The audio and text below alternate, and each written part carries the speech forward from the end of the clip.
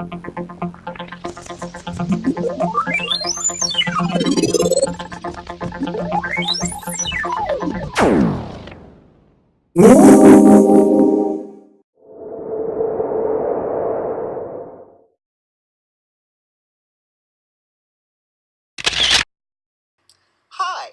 I'm Tequila Mockingbird, and you are watching Tequila TV.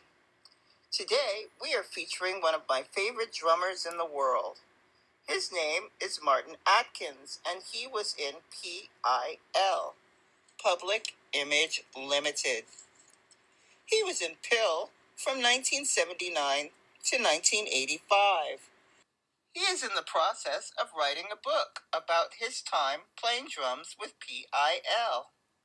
The book is called Memories, My Time with Public Image Ltd. Martin is visiting cities around the world and reconnecting with old friends and acquaintances. This is to interview them about their memories. He's also performing excerpts from his unfinished book to see what parts resonate with the audience. The book will be released very soon. Please enjoy tonight's showing here on Tequila TV. Hi, what's your name? My name's Kim. Hi, Kim. So what's going on tonight? Tonight, Martin's going to be discussing his time in Public Image Ltd. So he's got the records here to promote that. He's touring what's going to be featured on his book. He's got the Kickstarter online. It's got 100% backing, if not more. And he's just excited to talk to fans and hear what they have to say. Who makes these dolls? An artist in Chicago does them for him. So, you know, if you want to stick pins in them, post them on Twitter, at him, go for it. Cool. It's Martine. What is this album? The Flowers of Romance. So this is the first one that he was heavily featured on. He's on a couple of tracks on second edition, like Bad Baby. They're going for 40. When did they come out? Late 70s, early 80s. Yeah. So this is right after John Lydon had been in the Sex Pistols, left them, wanted to do something else. Right. Found Martin Atkins, thankfully.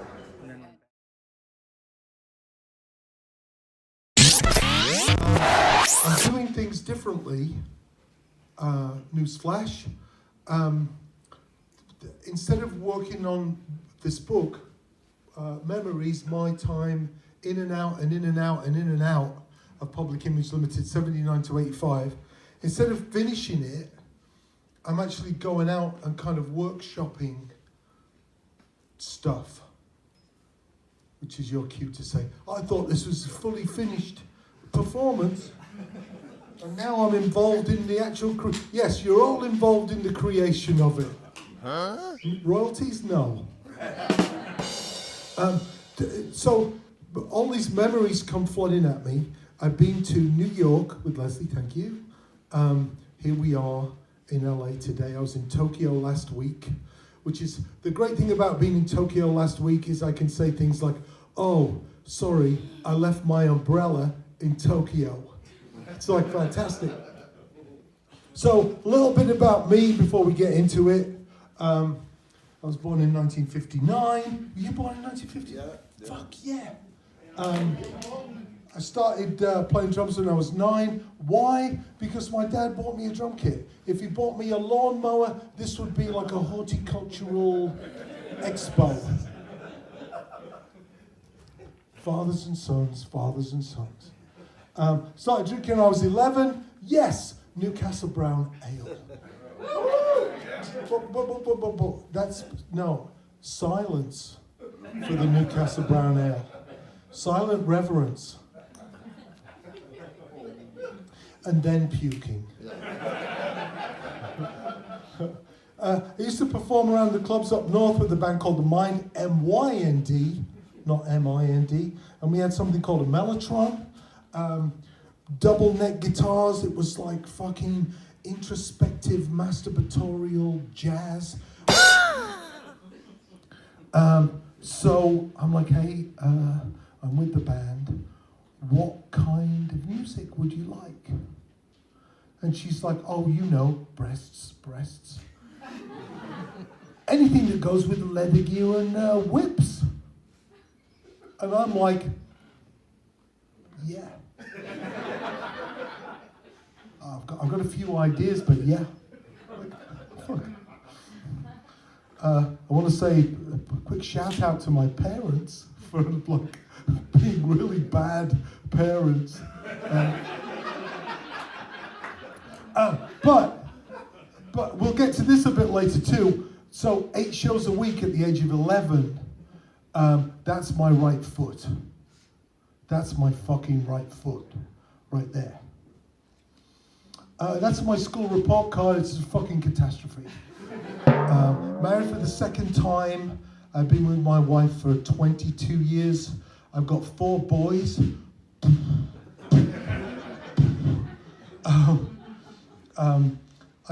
So after my 5 years in PIL, there's a little bit of weirdness, and then I joined Killing Joke. I started managing Killing Joke. I started my own label, released 350 albums, been to China twice, made an award-winning documentary, started teaching by accident.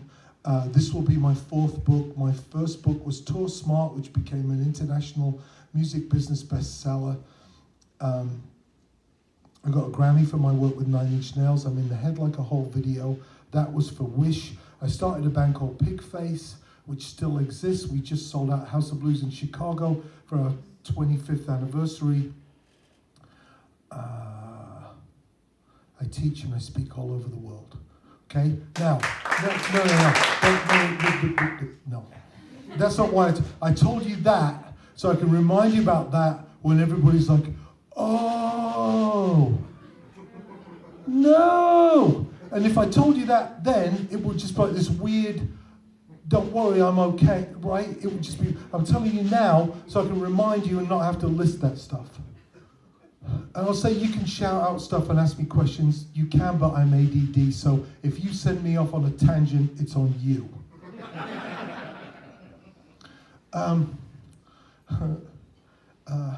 So I was in the north of England playing in this band called The Mind, and we were playing to 600 people on occasion. It was a big band. But I thought there was something else for me. And my dad arranged for me to have a ride down to London to audition with some bands and see if I could make it. And so I went down for a few days, ran out of money, ended up in a pub in Wandsworth and just announced in the pub, can I stay with anybody here? I've run out of money. Once again, parenting. Thank you.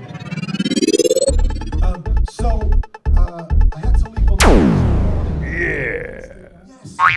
I'm like, I'm your guy. I've been playing for like 8 shows a week for years. I'm over it. I'm really good and I don't give a fuck. Could I have an audition like this afternoon? And they're like, no. Auditions are Friday. I'm like, yeah, but I've got to ride with a moving company. My dad's got right. It's bad. And I don't know if I could have stayed, but I didn't. I got back on this truck. I didn't have any money, but every mile we got further and further from London. I'm like, oh, you just fucked up, son. You just fucked up with this. If I could have got out like 20 miles up the M1 or whatever the fuck road was, I would have.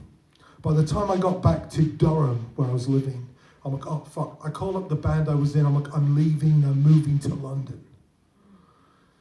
And they called me back like the next day, like, yeah, we're moving too. Fuck this. So we all moved down to London. And I think because I was nowhere near the job in PIL, right? I was very close to an ad in Melody Maker, right? But I felt like it was within my grasp, and I chose to let it go. So it became this thing for me. And I would read the Melody Maker NME and Sound. So I'd be up speeding, going through all of these music papers, and I called Virgin all the time. One time, Jeanette Lee was there. So I got talking to Jeanette. Jeanette gave me her home number. One time she wasn't there. I get to know Jeanette's mom. So I'm talking to Jeanette's mom. And I think PIL went through 5 to 7 drummers in the first 18 months. Jim Walker is on that first album, which is great. And he just ditched almost immediately. He's like, yeah, bye-bye. And then Carl Burns from The Fall, Richard Dudansky, and like 2 others. And I'm reading, it's like 3 a.m, I'm reading, and they're like, they'd set somebody on fire. And I think I'm like, yes!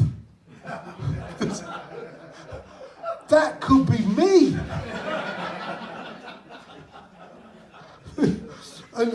But it was like a 4-week-old copy of Sounds. But by the time I called everybody, they hired and fired another drummer. Yeah. So I end up on the phone with Keith Levine. He's like, yeah, come to the townhouse at 4. All right, on Sunday. All right. So 3 o'clock comes around. I'm living in Willesden Green. I'm in the attic of a 4-story building with 1 payphone downstairs. And 3 o'clock, I'm ready for my opportunity. 4 o'clock comes around, like, okay, here we go, any minute now. 5 o'clock, 6 o'clock, 7 o'clock, 8 o'clock, 9 o'clock, 10 o'clock, 11 o'clock, the television's off. I go to bed. 4:30 in the morning, I'm woken by the phone. I'm like, oh, and in that moment, it all makes sense. He meant 4 in the morning, what the fuck? I almost break everything getting down the stairs, and I pick up the payphone just as it goes dead. Next morning, I call everybody. Hello, Virgin, it's Martin. Blah, blah, blah, blah, blah. Keith reluctantly agrees to give me a second chance. And I go to what I think is a townhouse rehearsal space for some kind of an audition. Makes sense, right? I walk into a room, maybe twice the size of this, Studio A at the townhouse in London. It's like a basketball court. And there's a drum kit all the way at the end in a glass room. And somebody goes, yeah, oh, there we go. Over there. I go and sit behind the drums. Put headphones on. Put the headphones on. Somebody goes, rolling. What? And the next 5 minutes was me and Wobble creating Bad Baby, which is the last track to go on the metal box. It's fucking ridiculous, really. And I wasn't in the band. I just played and co-wrote that song. The metal box was really fucking interesting. This is the tape that was supposed to seal the metal box. Does anybody have one? No, you don't have the tape. The tape. At one point, we had rooms full of this tape.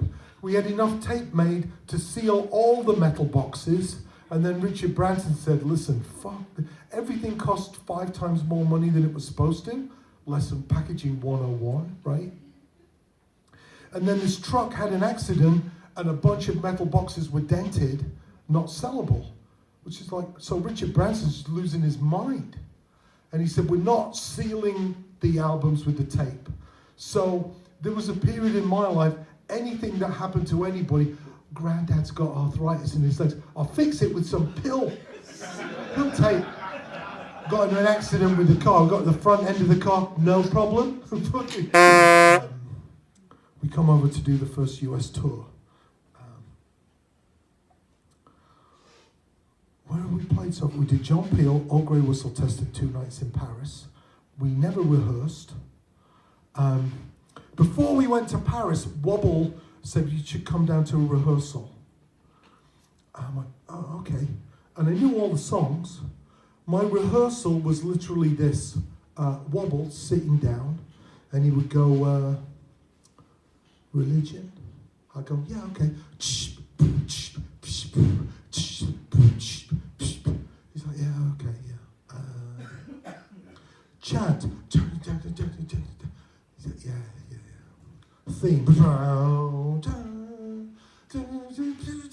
I could be playing this, but yeah. And he stood up and he got on the payphone and he called Jeanette. Said, Jeanette, yeah, he's fine. Book the gig. Fucking ridiculous. So we head over to the States. I still got my diaries. You what? Yeah, me and Kavanaugh, yeah, we still got our diaries. Fuck. I'm going to point this out to you. Virgin, 6 o'clock. Virgin Records, actually, before your mind goes there. Melody Maker on April 14th. I'm going to come back to that. And we fly to America, Boston, go and see the Red Sox. We're there for like 3 or 4 days before the first show. Stayed at the Lenox Hotel, which is a really nice hotel. Some of the hotels we stayed at are nice now, but they weren't then. We go and see the Red Sox. Still got the ticket. That's slightly amazing because the tickets are tiny. And Ted Cohen's here, who was on this tour with us. I took you to the baseball game. Yeah. And this is why I like doing this stuff. So, Larry White, who was also on this tour with us, Ted was there as a Warner Brothers rep. Larry was there as the tour manager, hired by Warner Brothers. Larry felt that things didn't get off to a good start because he was employed by Warner Brothers. So for a punk rock band with Johnny Rotten, Warner Brothers are the enemy. Right? We could have protested by not staying at the Lenox Hotel, but no. Don't be ridiculous. Were you backing into the car? Huh? Were you in the car when we backed into the car behind us? No. People were following us. Was that Boston? We had full deductible. I backed into them. They stopped following us. That person is here tonight suing you for whiplash. But Larry, I've spoken to 50 people so far doing interviews for the book. I talked to Larry about this, and he's like, things were not good for the tour. The relationship wasn't there. When we go to this baseball game, I'd never been to one. I used to listen on the radio, fall asleep in England to baseball. And we all went. And Larry remembers John having beers after beers after beers and multiple hot dogs. Lots of fucking hot dogs at Fenway Park. And kind of got back to the hotel and Larry's thinking, yeah, today was the turning point of the relationship. And I turned on the TV. I guess everybody turned on the TV when they got back in their hotel rooms, and the news comes on: rat feces found in the hot dogs at Fenway Park. So of course John gets the call. The phrase we would hear so many times: Larry White, you poisoned me. But if you remember, the next day he did the Boston Globe interview, and I'd never seen him before or after smile like that when he was Really? talking about the baseball game. Really? I don't know if That's I weird. really- Was that Jim Sullivan? Boston Globe? I just talked to Jim last week. I think it was. Yeah. We took Weird a picture shit. of the interview, and I go, that flight, I'd been up all night. And when he turns to me when I come back there and he says, I want $100 or I'm not doing the in-store. I hadn't slept, and I went, "You fucking asshole." And he went, "I knew I bothered you the first day, 2 years ago, when I met you, I knew I bothered you." I had never let him get to me. From then on, I lost all control. Yeah. Yeah. Yeah. So this, for some bands, it's a sport to wind people up. You know, I spent some time with Killing Joke, and people just lost their minds. Well, what happened to the tour manager? He's out of here. He's lost his mind. And Jazz Coleman used to say, "Be like the willow, bend. Don't be like the oak, and snap." But still, people snapped. And so that element was there with Phil. So we got this back and forth going on. We're not going. I think you said it's Oz Records.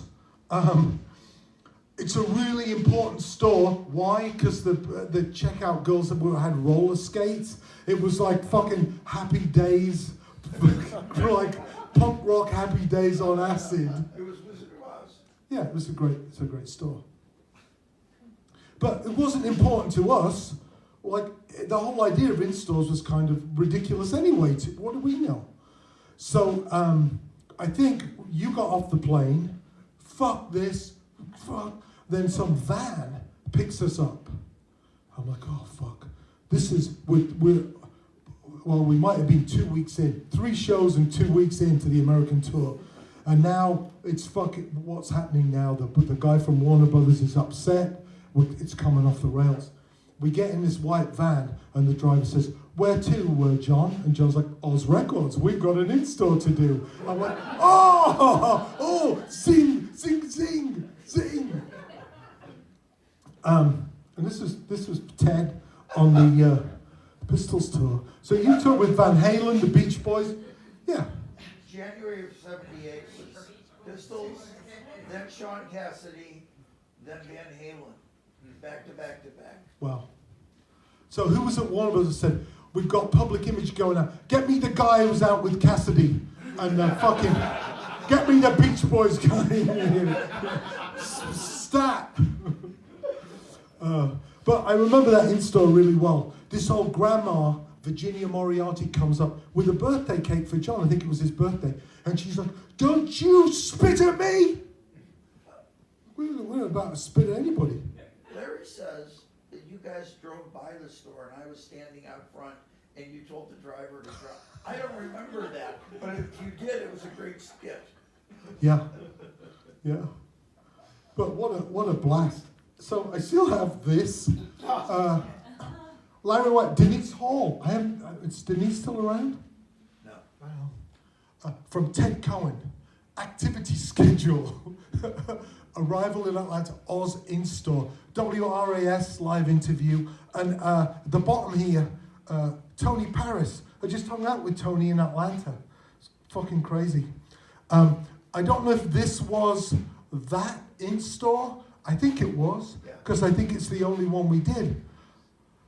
You also did, you did do Plastic Fantastic in Bryn Mawr. Yes, Philly. she did an essay for me. Yeah. Hey, Christina. Everybody, Christina's here. Start over. There's some beers and water round the corner somewhere. Okay. Yeah, give it 10 minutes. You'll be like, where was that? Was there beer? I look at this picture, and I told you I have 4 boys, so I see my kids in me. I'm just like, what the fuck? We're like 11, right? It's just crazy to me. This was the beginning. Well, it wasn't the beginning of this. The tour passes. Ted brought one of the luggage tags. See, you took number 1 for yourself as well. See, that like should have given John number 1. I'm not sure. You I should have just been got like, one of each of them. okay, I'm that's going probably with what that. it was. Let's go off the first class. The tour, all of the materials for the tour was Public Image Ltd, John Lydon, Jar Wobble, Keith Levine. Which was then perpetuated in the advertising. Public Image Limited, we're actually with Pylon, we're fucking awesome. Featuring John Lydon, Kick the Bean Wobble. And one of the reasons I like doing this, Tony Paris gave me this picture. We're outside the Georgian Terrace Hotel in Atlanta. And of course, I sent this straight to Doc Martens. I've been wearing your fucking shoes since 1980. Send me some fucking shoes. But some cities, some gigs I don't remember at all. I remember this.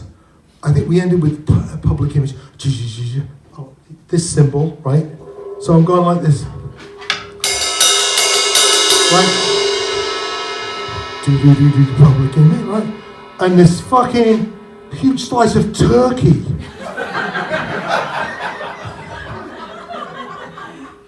Comes out of the crowd. It just lands. So the rest of the song is just.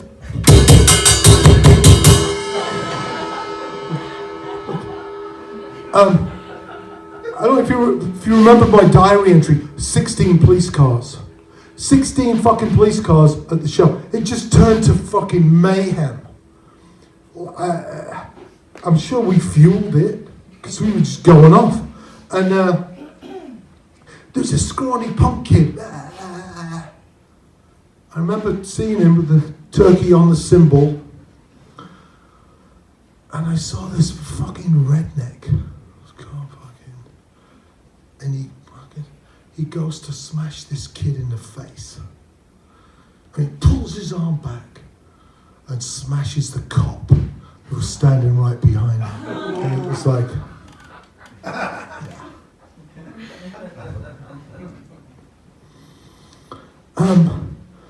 as I look back on this stuff now, it's like, well, clearly this is going down the fucking toilet. Next show, Detroit. $5.1. It's fucking 5.1 shit going on. Hey, strap yourselves in because it's fucking crazy.